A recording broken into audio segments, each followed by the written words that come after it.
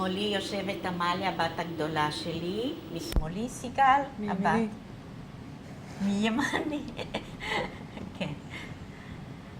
טוב. אני רציתי להגיד כמה דברים על אימא. אימא אישה מאוד מיוחדת, היא אף פעם לא נתנה לנו, לי ולאחותי, להרגיש את הצלקות שהיא עברה, וכנראה מהסיבה שהיא לא רצתה באמת שיהיה לנו כל מיני עקבות או דברים שאחר כך יגרמו לנו לסיבוכים או לרע. אז ככה שהרבה, אני לא כל כך יודעת על אימא מבחינת הילדות, ואני כבר מחכה לראות את הקלטת כדי שאני אוכל לדעת קצת יותר, ואני שמחה שהיא עזרה אומץ ולקחה על עצמה את הפרויקט הזה, נקרא לו.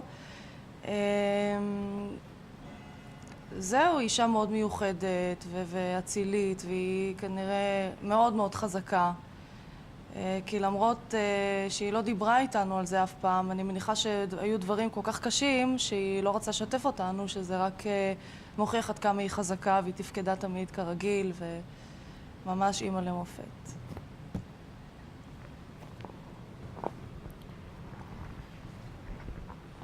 אני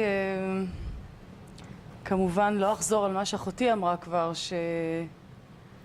שאימא לא נתנה לנו שום סיבה, או למשל לגבי כל הסיפור עם השואה, לחוות את זה ממש איתה.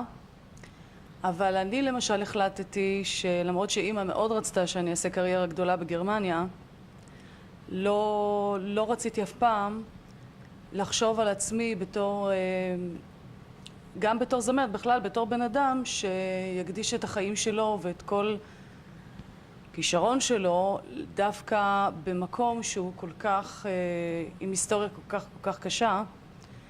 אבל בשביל בכל זאת לרצות את אימא קצת, אני מופיעה מדי פעם כאורחת בגרמניה, אני מופיעה במספר הופעות, וגם בפולין הייתי, במקרה מאוד מיוחד מטעם משרד החוץ, וגם שם הופעתי. כמובן שגם ביקרתי באושוויץ בירקנאו,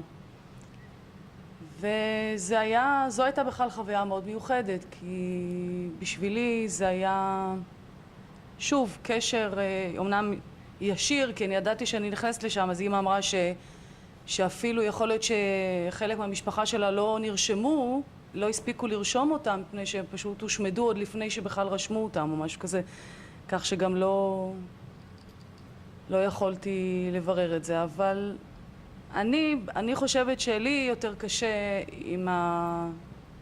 עם העניין הזה מאשר לאמא. אמא מוכנה, אין לה בעיה, גרמניה, פולין, אני פחות. זהו.